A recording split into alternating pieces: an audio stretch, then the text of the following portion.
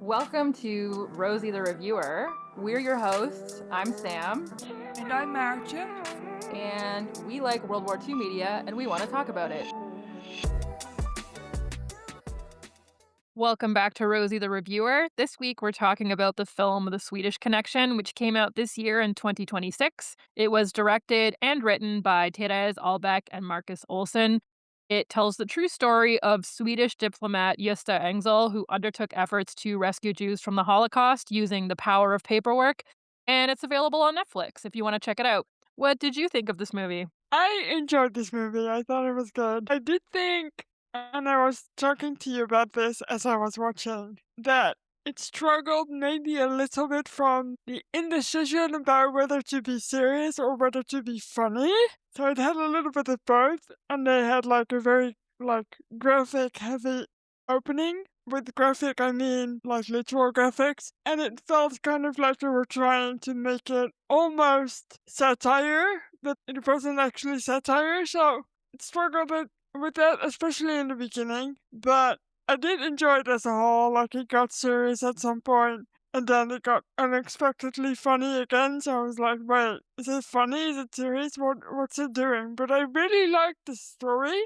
I'd never heard of this man before, which is not weird because he never talked about what he did during the war. But I like stories about the unknown people that did brave stuff in the war. So there were a good bunch of female roles in this film as well, which was good and I enjoyed, as we usually do. So lots of stuff to like about it, I want to say. How about you? Yeah, it was a good length that held my interest. They definitely did some things right. I agree that I think that you either have to do it when the topic is as serious as this, you either have to do a drama or you have to commit to the bit and go like all the way absurd, you know? And they kind of, I agree with you that it felt like they couldn't settle on a vibe at some parts. And I thought they could have done a better job with that. But considering it's a movie about, like I said, using the power of paperwork to rescue people from the Holocaust, I think they did a good job of kind of holding your attention and making it tense and putting in the appropriate amount of embroidery. I mean, both of the female characters are not based on real people. They're kind of like composites of real people. And so some of the things that happened in regard to them didn't necessarily happen in real life. But I think they put in the right amount of extra stuff that was like vibes based, true to the story, that they maintained like a really nice pace. And so, yeah, I also enjoyed it. I thought one of the things they did really well is making them reluctant in the beginning to be helpful and giving them an arc in that sense. Like, it wasn't an easy choice to make. They had to be kind of convinced that there was a problem that they could influence directly, and especially the main character. And in this case, obviously, he was a real person. But as a character, they gave him an arc in the sense that he had to become brave and he had to learn how to do the things he was doing, which I really enjoyed. It's a good thing to watch as a viewer. Yeah, I really enjoyed that too, because and I felt like there was plenty of other characters in the movie who were also initially reluctant and then kind of came on board later. They specifically mentioned at one point the fact that the US isn't taking any Jewish refugees. In the voiceover, they specifically mention, just some of the difficulties that Jewish people experienced when they tried to get into other countries as refugees during World War II. People like to look back now and think like, yeah, we all tried to be helpful, and that is definitely not the case. So yeah, I thought it was nice that they were honest about that. It's kind of refreshing to see. And for a movie about politicians, they make them all fairly different and distinguishable, even though they were all just guys in suits. They did a good job, I think, of introducing the main players too, even though they did it in kind of a tongue-in-cheek way that maybe wasn't as fitting. It does make you remember them fairly well, so I think they did a good job at introducing these players that I'd never heard of before. So Yeah, and sometimes people do the right thing and they don't necessarily do it for the right reasons. They do it for political reasons, but the end result is that the right thing still gets done, right? So I enjoyed exactly. that as well. Yep, I agree. I was surprised because it was really difficult for me to follow because for some reason the Swedish language and the subtitles, the movie was quite fast paced in the beginning and I had to go back and reread the subtitles a couple times. I was like, wait, what's happening? Especially when they were introducing the people. I had to like pause and read who was who. Yeah, I do like the thing that a lot of, like, SAS Rogue Heroes, for example, did where they put the name of the person and what their job title is. I'm like, I'm not mad that they did that. It's super difficult to keep track of people otherwise. So let's get into the plot.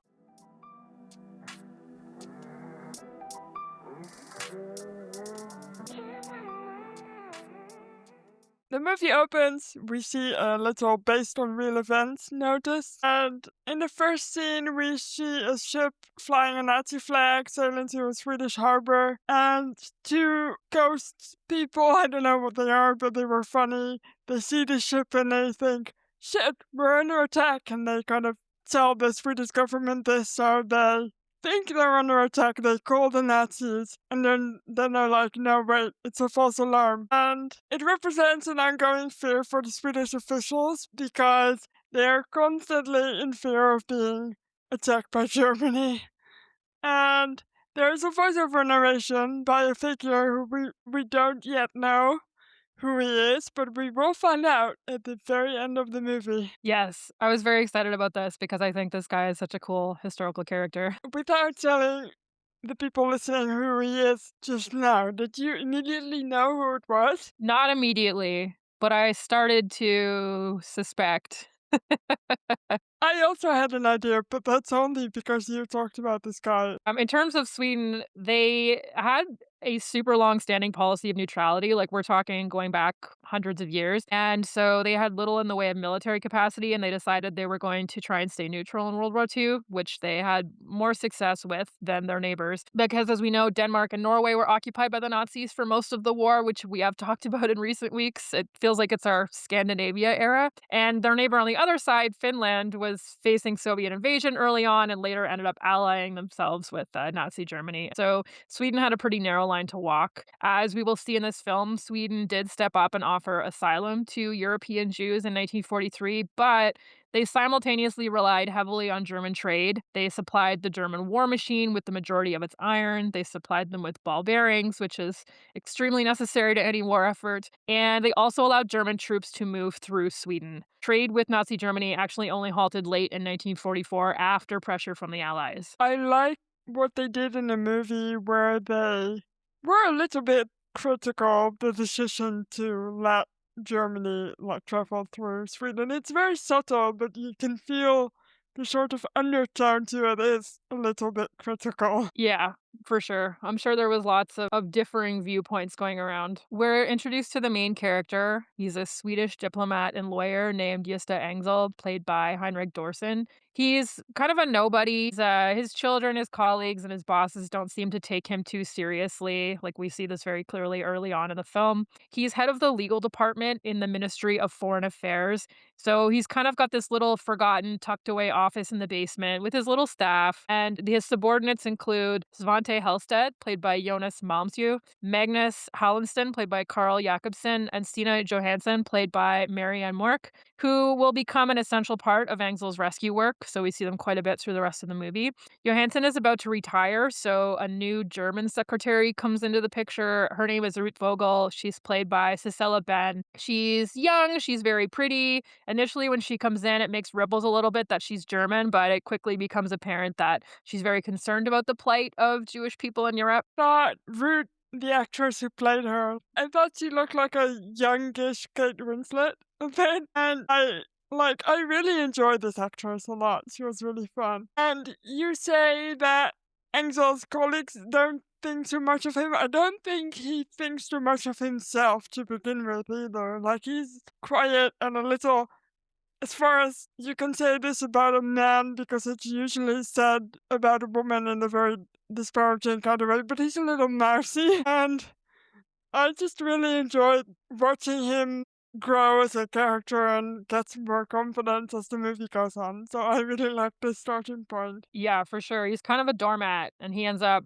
growing a bit of a spine, which is nice to see. Yeah, Engzell and the others have heard rumors about what's happening to Jews in German occupied areas, but they don't know for sure if it's just rumors or if it's true. Engzell at this point is not particularly receptive when Claes Westring, played by Figge Norling, the Swedish consul in Norway, calls to inform him that one of the Jews recently rounded up in Oslo was in fact Swedish. And you can tell that he doesn't want to make any waves. At this point, he's like, well, it's only one, blah, blah, blah. And he just doesn't believe it yet. Yeah, I think at this point in history, I mean, we've talked about this before. It's just difficult to imagine the staggering scale of the Holocaust. And, they're hearing rumors that Jewish people are being taken away and then no one ever sees them again. But I think it's easy to try and tell yourself that it's probably not true because then you're not compelled to act, right? Yeah. I also think that we as humans don't want to believe that other humans, and thereby also us, also we, I guess, are capable of doing such atrocious things. Like, it's difficult to reconcile that as a human being. Right. Especially these people who work in international diplomacy, right? They're like, we're civilized people. I can't imagine that this other country of Germany with whom we've had long-standing relations would do something like that. Yeah. And I guess if you're a diplomat, your literal job is to make sure that things remain steady and diplomatic and calm. Yeah. Göran von Otter, played by Johann Glantz, is the first secretary at the Swedish legation in Berlin. And he's on a train and he happens to run across an SS officer who tells him that Jewish prisoners are being exterminated en masse at the concentration camps. Back in Oslo, Engzell is irritated when he learns that Westring went ahead and intervened on behalf of the Swedish Jew despite Engzell's instructions, but he soon overhears a conversation about what von Otter has learned in Germany, and he begins to understand the gravity of the situation and that some of the rumors he's hearing might actually be true. Tell me about this SS officer, please. This is so interesting. Yeah. So this guy, this is based on real events. This did indeed happen. This guy's name was Kurt Gerstein. He had worked on the development and supply of toxic gases that were later used at concentration camps. Once he had seen what was happening, he had obviously this chance meeting with von Otter, but he also reported what he had seen at Belzec and Treblinka to high-ranking members of the Catholic Church, to members of his own church, to Swiss authorities, to the Dutch government in exile, whom he hoped would pass it on to the British authorities, and his reports were largely dismissed. The people who received them didn't think that it was possible that there could be any truth to them, and so they simply didn't pass them on to their superiors, unfortunately. And Gerstein is a kind of an interesting figure in his own right because he was super, super religious, and he had earlier gotten himself kicked out of the Nazi Party not once but twice and spent time in concentration camps for his religious opposition to the German state taking control of church activities. But he had family connections, so every time he got kicked out of the Nazi Party, his family intervened on his behalf and he was able to rejoin the party. And the way he told it, he was joining the SS so that he could like infiltrate them and spy on them from within type of thing. But anyway, at the end of the war, Gerstein surrendered to the French authorities. He wrote a thorough report on what he had seen so that it could be used at the upcoming Nuremberg trials. But he was found hanged in potentially suspicious circumstances in his cell in July of 1945. And there's some thought that though it was ruled a suicide, perhaps the other SS men who were in the prison with him killed him to keep him quiet. This just makes me sad. Like, finally, there's a guy in the SS that is trying to at least get the word out, and one he's not believed, not even by the Dutch. I mean, stupid Dutch people, right here. But at the same time, it is still at this point in the war pretty unbelievable. And then he just dies before he gets to testify, I guess, which makes me sad. Yeah, deeply strange dude, but worth reading about if you're interested in deeply strange dudes. I mean, I never met a rabbit hole I didn't want to dive into, so Yeah, same. I'll get that on a sticker for us at some point. Perfect. It's apparent that Robert Paulson, played by Simon Norton, who is the director of the Swedish Immigration Office, and Stefan Söderström, played by Jonas Karlsson, who is the cabinet secretary and also Engzell's boss, are less sympathetic about the flight of the visa requests they have been receiving for Jewish refugees. And these characters are funny, especially Söderström. I enjoyed his part. Vogel, meanwhile, notices that many of the applications are about to be moved to the archives. They have a lot of them. And she tries to tell the others that this is serious and they need to start doing something about it. Yeah. It's interesting in a movie about trying to rescue people from the Nazis, the main antagonist is a bureaucrat, this Soderstrom guy. At every turn, he's, getting in the way of Engzell and his team. He's just generally being antagonistic and frustrating. Yeah. And Vogel, meanwhile, she becomes kind of the moral compass of their group. She's the one who's like, well, just because we have a lot of applications and you guys don't feel like dealing with it doesn't mean we can just throw these boxes in a basement and forget about them. Like, these are human lives. We should look at this again. Yeah, they definitely also made Soderstrom have a bit of a racist undertone. Like, he doesn't say anything about Jewish people out loud or in so many words, but it definitely feels like he doesn't like them. Yeah, and we've talked about this before, but I think now it's easy for people to try and tell themselves that like anti-Semitism wasn't as broadly popular as it was. But unfortunately, a lot of people, even if they were not Nazis and did not come from Germany, were also extremely anti-Semitic. I do like, though, that it's not on the nose racist. Like, I feel anti Semitic. I just feel like most of the time it's not like that. Like, people aren't saying that stuff out loud very often. I guess the most common form of anti Semitism is the quiet stuff that happens when you're not really listening closely. Like, people are just maybe not even all that aware of themselves being very anti Semitic, but there it is anyway. And I like that in this movie. They didn't outright have to say it for us to believe it. Yeah, and I also think what is truly sinister is that, this desire to just be a bystander, to throw up your hands and be like, this is not my problem. This is not our problem. Why should we deal with this? We have our own problems here in Sweden. We don't want to upset the balance of things with the Germans. Honestly, a lot of the times when weapons grade terrible shit happens, it's because a lot of people were like, oh, it's not my problem. Someone else deal with that. Right. And people don't want to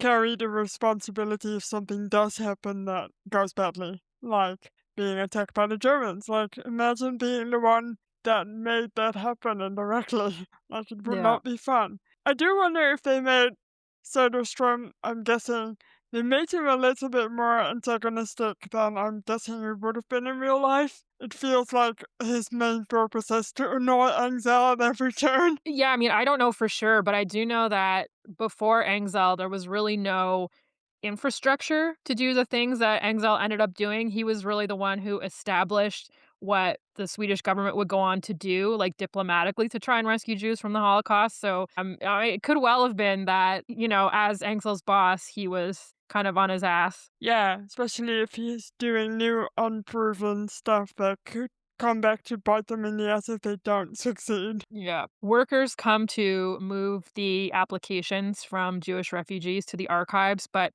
Engzell finally grows a backbone and prevents them from doing so. He and his staff begin to review the applications anew to see if they can find any Swedish connection, title of the movie, Take a Drink, that they can use as an excuse to issue passports. They're literally like, if someone spent time in Sweden when they were growing up, if they have cousins in Sweden, if whatever, they're like, let's see if we can try and find a reason to give these people passports. Because they've realized that the consulate in Oslo can technically issue quote unquote provisional passports, thereby bypassing the actual immigration office. Yeah, the immigration office also does not appear to be very helpful in general. They're like, why aren't any of these people coming to see us first? But that's later on in the movie because at first they've got no idea, which is good. Yeah, I mean, Engsel's logic here, he's like, well, if they're technically Swedish citizens, then why does the immigration office need to be involved? They're not immigrating, they're Swedish. Right, exactly. They've always been part of us. Yeah. Can we talk briefly about this little place that they've got, their little office? that it made me laugh because all the like the drainage from all the toilets comes through their office. So every now and again there's just a lot of noise from people flushing the toilets. And it's literally this office where no one ever gets to. Like it's like in the basement and it just made me laugh. Just goes to show, you don't need a corner office to ruin a Nazi's day.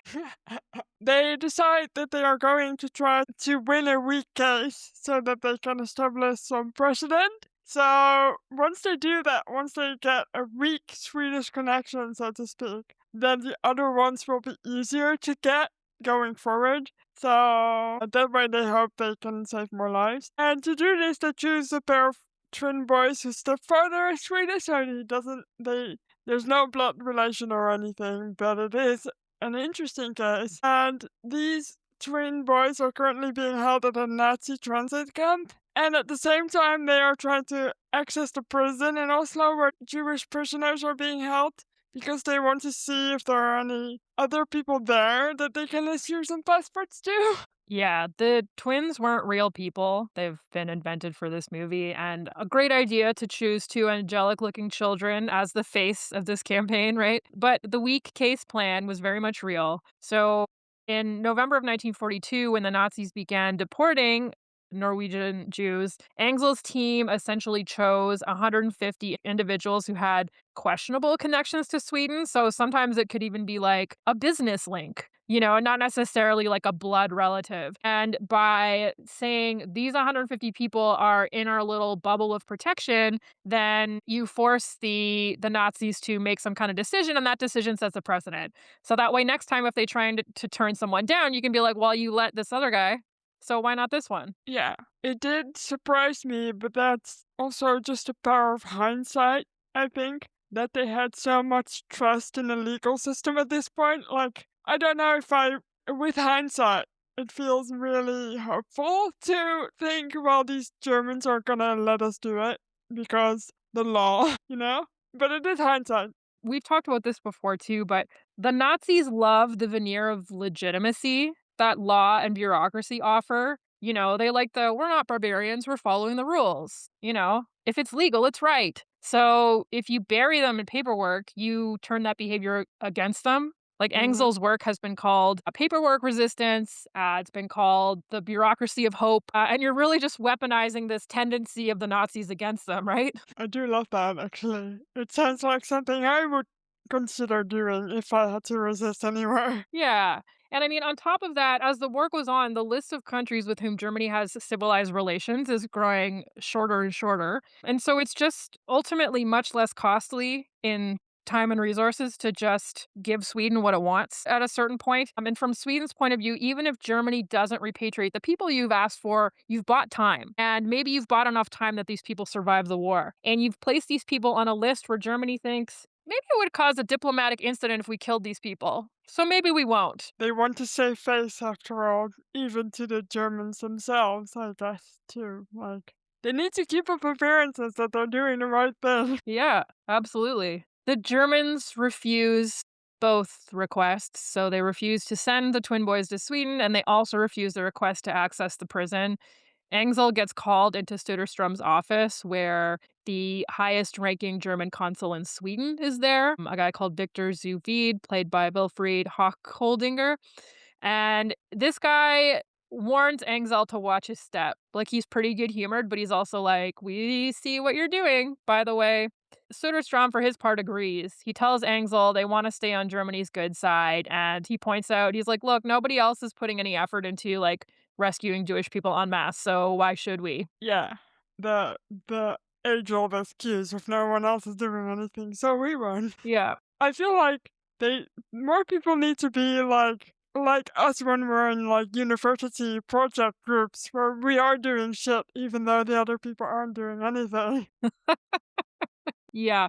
Just because everyone else is letting the group down doesn't mean you have to. In Oslo, Jewish women, children, and elderly are being rounded up and unceremoniously sent to a German death camp. Vogel, who's been trying to raise the alarm for this whole time, is very upset about this. Enzel's staff convince him to try to get the director of the Swedish press censorship on board, who's called Niels Erik Eglund, played by Oscar Thüringer, and they also call him Censor Nils, which made me laugh a lot because he's in charge of making sure nothing untoward gets printed in the paper. They want him to actually put out the news that something is happening in Oslo. Yeah, they want him to essentially allow the newspapers to print that this is happening because so far the Swedish regime has downplayed this stuff, gone along with Germany's request not to print this kind of thing in the paper.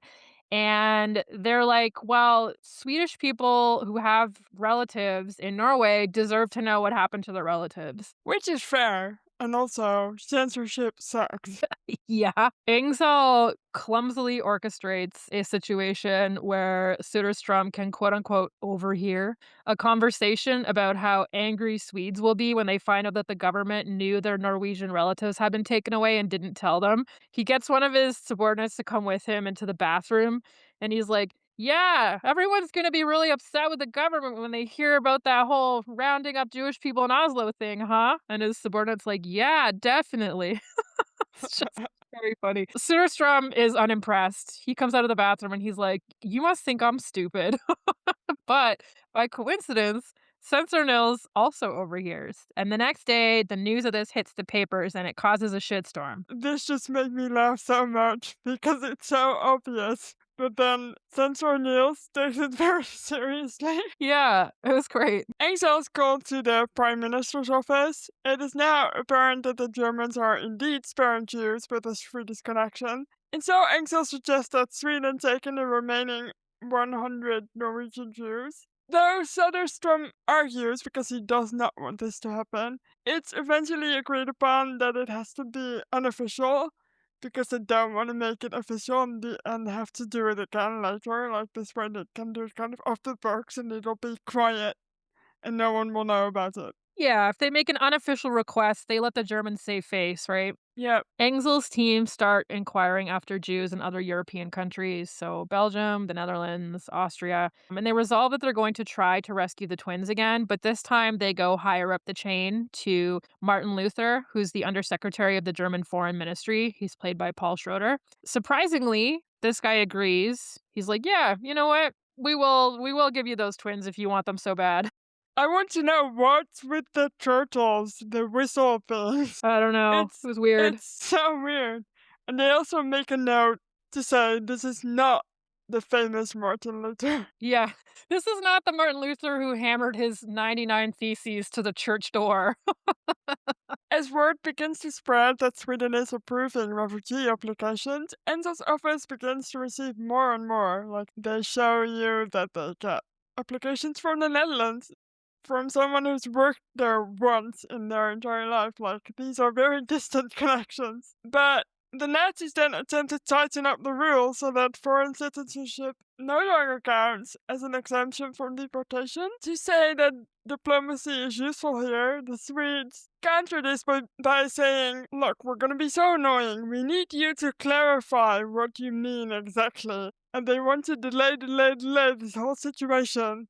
And then they'll say, wait for you to clarify before we start enforcing this rule. Like, they're like, how many parts Jew do you want someone to be? When can we still, when do you call them a Jew? Because do you know that Hitler is also 1/16th part Jewish, and we would hate for you to have to deport him. Yes, it's very funny. It's this burying the Nazis in paperwork and then it actually working. Like the Nazis being like, well, we got this request from Sweden. We must dutifully work our way through it.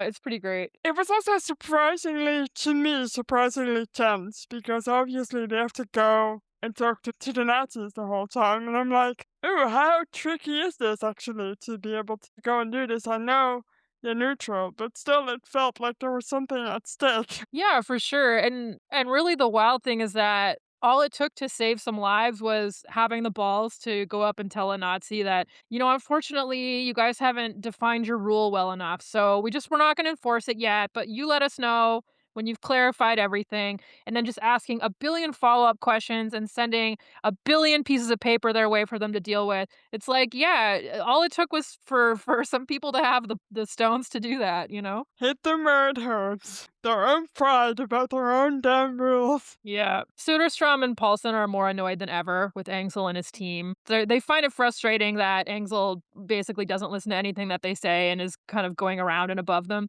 They call in the chief rabbi of Stockholm, a guy called Marcus Ehrenpreis, played by Loa Falkman, and they essentially think that he's going to be able to talk Engzell out of what he's doing because there's this 50-year-old Swedish law that means that any Jewish refugees that come into the country are the responsibility of the Jewish congregations, and the Jewish congregations are simply running out of money. So, they don't want to turn anyone away, but at a certain point when you don't have any money left, like what are you going to do? This presents a new obstacle in their way, but as we will see, they certainly don't let this be a stumbling block for very long. And this is how the movie kind of keeps you on your toes, right? They do a good job of throwing up these blockades that they constantly have to move around to get to where they're going to try and get to help these people. Like, I think on paper it would sound like a very boring movie, but they do make it exciting. And the twins have yet to appear. Luther has been taken to a concentration camp, the helpful German guy.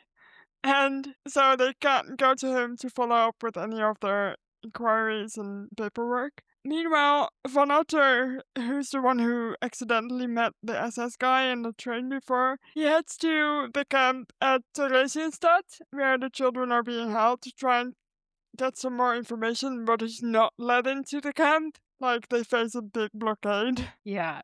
And Theresienstadt is a transit camp in German occupied Czechoslovakia. And typically, people would stay there for a little while on their way to somewhere much worse. They would take people from there to Auschwitz, etc. Engzell goes over Söderström's head to the Swedish foreign minister, Christian Gunther, played by Ole Jansson, for permission for von Otter and some other Swedish diplomats in Berlin to return in force to the German foreign ministry and find out once and for all where the twins are. So they sort of divide and conquer. They each meet with different Nazis and they're like, we need to know where these kids are. They're separated from their parents and you guys are giving us the runaround, et cetera, et cetera. And Soderstrom doesn't like this very much. So he tries to punish Engzell by sending him to Moscow.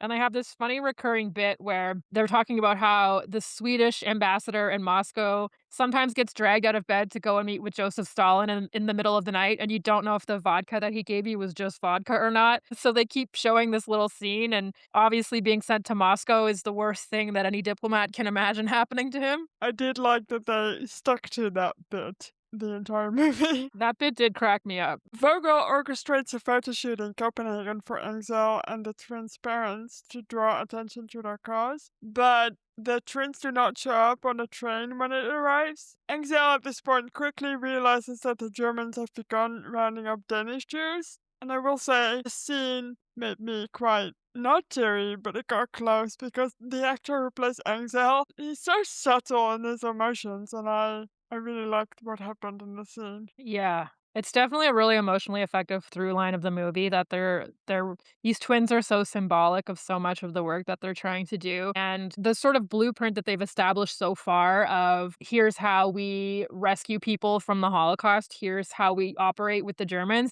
This is about to come in really in handy because they already have this infrastructure set up for when the Germans start to round up Danish Jews, and they can sort of kind of immediately have a plan in place because they already know what they need to do. I don't know if we said, by the way, but their case with the twins did get approved, but they just don't show up on the train. Upon re-entry into Sweden, Vogel has a problem. Her passport marks her out as Jewish, and Sweden has a visa requirement in place for Jews.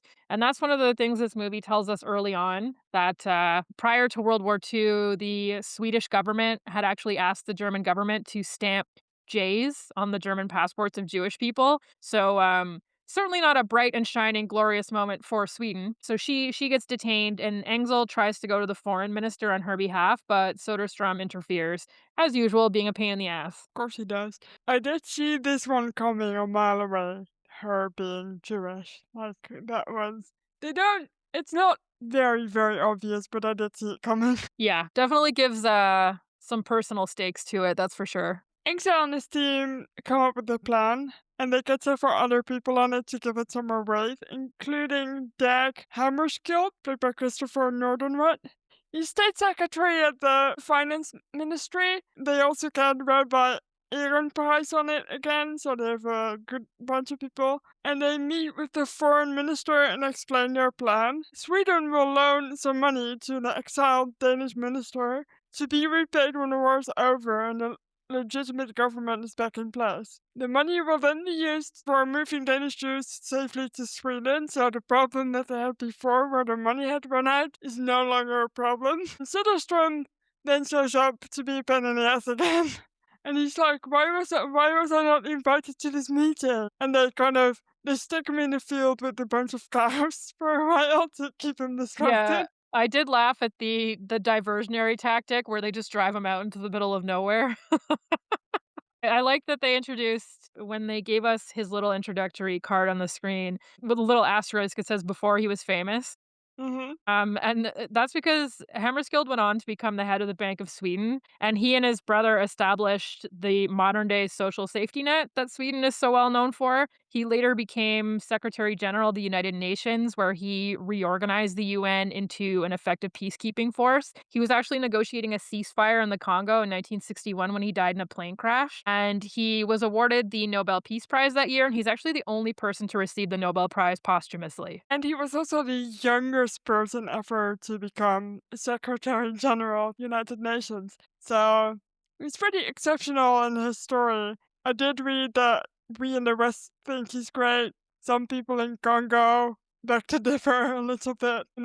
Can't please everybody, I suppose. Yeah, that's probably pretty standard for, like, mid-century white people, to be honest. With encouragement from the others on his staff, Engzell decides to go around Soderstrom by organizing a press conference wherein he announces, without authorization, that the Swedish government will be revoking the visa requirements for Jews. Obviously, this will allow Vogel to come in. This will allow a lot of Jewish refugees to come in. And he's pretty much banking on the fact that if he announces it, the government is not probably going to backtrack it once it's public news. I love this bit because he says, well, Söderström actually tells him to continue just doing his job.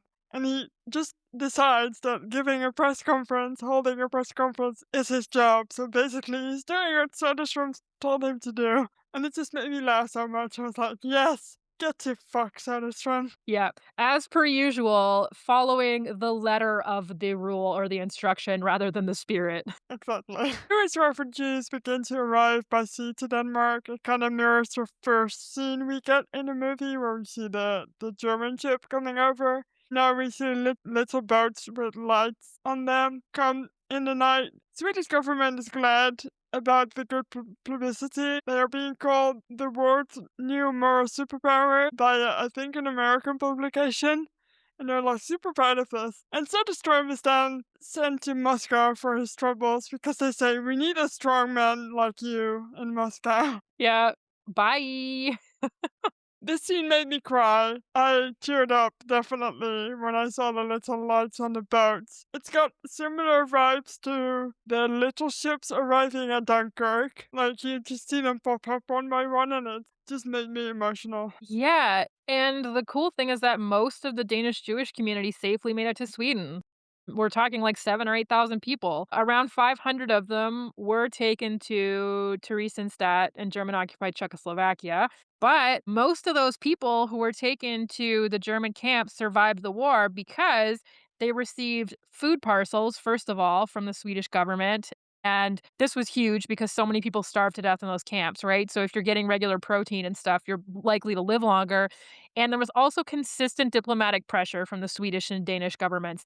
And the Germans essentially kept them alive because they're like, we don't want a diplomatic incident. And so these Danish prisoners at Theresienstadt were ultimately rescued in what became known as the White Buses operation, wherein a Swedish count named Folke Bernadotte, who was VP of the Swedish Red Cross and I believe also nephew to the king, he brought a fleet of white buses into the collapsing Third Reich in April of 1945 to pick them up. They also swung by and picked up some prisoners from Ravensbrück and Bergen-Belsen. This was a couple of weeks before the end of the war, I believe. Yeah. That's cool. And I will say I would like some lessons in diplomacy from the Swedes because they're apparently very good at it. Yeah, definitely good at weaponizing paperwork. Vogel returns, and it's clear that she and Engzell will continue their work for the remainder of the war. We finally learn who the narrator is, the one who's been sort of wry and funny at times, very critical of the Swedish government at other times, and it's Raoul Wallenberg, played by Per Gavitin. He's a diplomat at the Swedish Foreign Ministry. We see him come into Engzell's office to meet him, and Engzell's work is the foundation for what Wallenberg would go on to do, which was to rescue as many people as he could from the Holocaust using the power of bureaucracy and being a tall, confident white man. Just briefly before I let you rave about this guy, I I really liked that Engzell, when Raoul comes in to see him, he's like, I gotta go, but you can talk to the rest of my staff. I really like that because it feel like it kind of matches who he was as a man who then never talked about what he did anymore after the war. Like he's very quiet and low key, and I like that they kept that in the movie. He didn't take any of the credit. I like that too. So there are some scenes dotted throughout this movie where we see Adolf Eichmann and Heinrich Himmler. I didn't mention them in the plot notes because honestly, I thought they were unnecessary to the plot. But I did like the way thematically that Engzell and Eichmann are kind of like two sides of a coin. They're both bureaucrats who are not heroic in Engzell's case or evil in Eichmann's in the traditional sense of the word.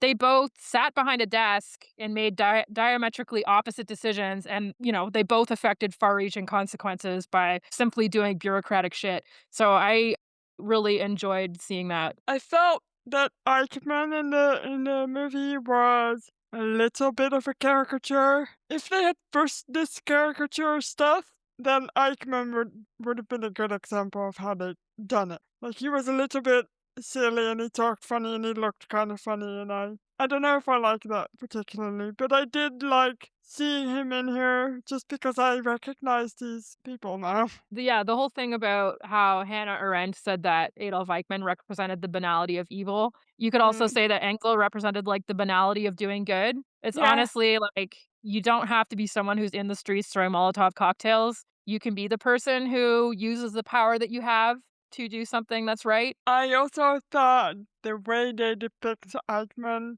talking about Engzell, like he's just annoyed with him. It seems like a minor annoyance. It Yeah. just made me laugh. Raoul Wallenberg is amazing, like, dude of all time. Okay, so this guy was sent by the Swedish government into Hungary towards the end of the war. We talked about this in our Walking with the Enemy episode, but when it became apparent that the Nazis were going to lose the war, the Hungarians, who had been allied with the Nazis, tried to no longer be allied with the Nazis. Hitler didn't like that very much. He came into the country, got rid of the government, and decided that he would start rounding up and deporting Hungarian Jews who up until that point had not been deported en masse. So Wallenberg was sent by the Swedish government into Budapest at this time to try and save as many people as possible, essentially using diplomacy. And so he did some quiet heroics. He issued thousands of passports. He set up these diplomatic safe houses. He would just hire hundreds of Jewish people to quote unquote work for him. And like he wasn't paying them or anything, but he's like, well, they work for the Swedish embassy, so you can't touch them. But he also did wild shit. Like, there would be trains that were literally taking people off to the camps, and he would climb on top of the train and he would be like writing Swedish passports and like passing them down into the train cars. And the SS were like shooting at him, just like the crazy shit. He would stride up to lines of prisoners who were waiting to be deported, and he would be like, these people are Swedish. I gave them passports yesterday. And like, what are you doing? How dare you take them? And he would just shout down the German guards until they just let him take the prisoners to safety because they were like, I don't know. I guess this guy is probably right. He seems ballsy. And toward the end of the war, he heard that the Nazis were about to liquidate the Jewish ghetto in Budapest. And he essentially went to them and he was like, if you do that, I will make sure you hang after the war. And so they opted not to do it. Unfortunately, no good deed goes unpunished because he was arrested by the Soviets in 1945 because he had been working with the Americans. So they thought he was a spy and he was never seen again. No! Fuck. Yeah. They need to make a movie about him. Yeah, I almost felt like this movie was like the prequel, I love Right. that it was narrated by him and it set the stage for his work, and then we sort of get the to be continued at the end. He's gonna go on and do all this cool shit. Yeah. We've learned about another diplomat who was a Swiss diplomat called Lutz in another movie. It's like the less exciting version of Raoul. Like, I just want to see Raoul. Come on, give me a movie about him. He's great, and Behind the Bastards did a Reverse Bastards episode on him. It's one of my favorite podcast episodes of all time because 'cause it'll just put you in a great mood knowing that there's always someone in some small corner of this mess trying to do the right thing and making the right choices, you know? I will put this episode on our website so you can listen to it, and I definitely will be doing the same. We get an end card over top some other movie scenes, but it tells us Gösta Engzell never spoke publicly about his work for the Jews during World War II. He continued to work in diplomacy and died as an unknown Swedish war hero in 1997 at the age of 100, so he got to be a very old man, which I enjoy. The provisional passport system, initiated by Gösta Engzell's department, was further developed by Raoul Wallenberg and Per Anger in Budapest. Thanks to Engzell's work, more than 100,000 Jews were saved. What a man! Like, seriously, to never mention it again. That's amazing. Yeah. I did read somewhere that many people now believe that 100,000 is perhaps slightly overstating it. Nevertheless, he did save some people, and that matters. Yeah, like, every life saved is one that's important for sure. Do we know if Gösta Engzell and Wallenberg actually met in real life? Is there any evidence of that? Yeah, as far as I know, yeah. Cool. I like that they're just two heroic dudes just doing good. I enjoy that. Yeah, me too. It's pretty great. And that's the end of the movie.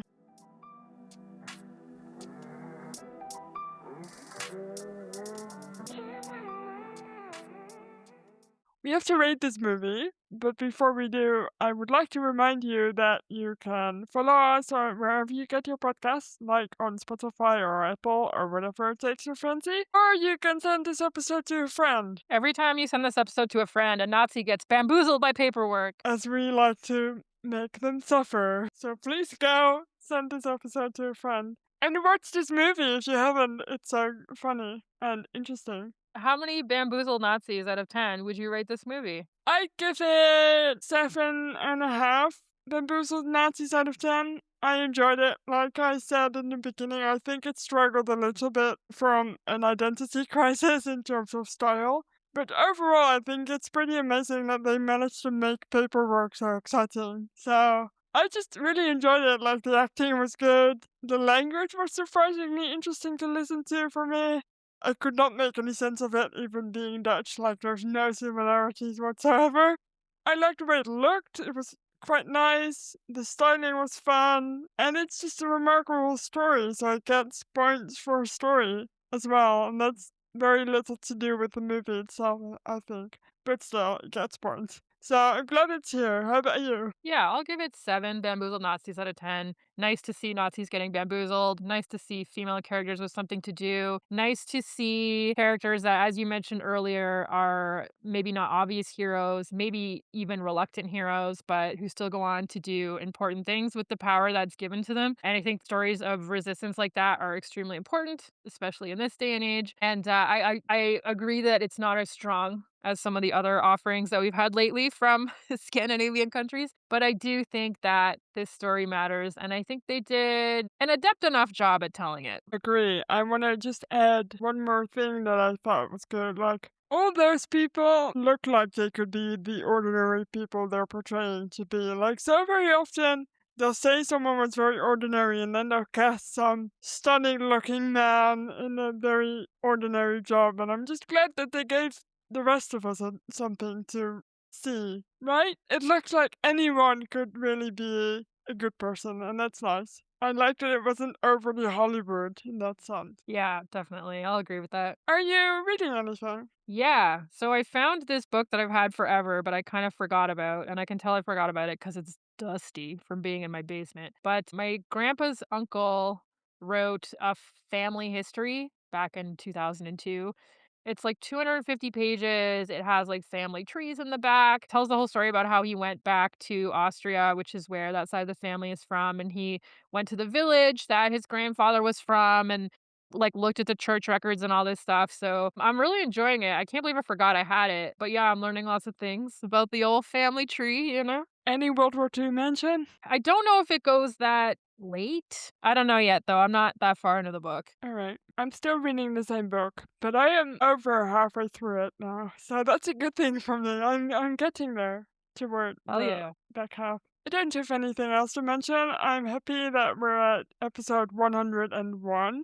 I just wanted to say it because it sounds like so many. I'm so proud of us. But anyway, I want to thank everybody for listening to yet another episode. You can follow us wherever you get your podcast and rate us 5 stars. You can send this episode to a friend, or you can follow us on Instagram at Rosie the Reviewer Podcast.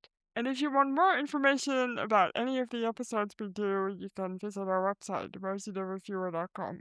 We'll see you next week. Bye.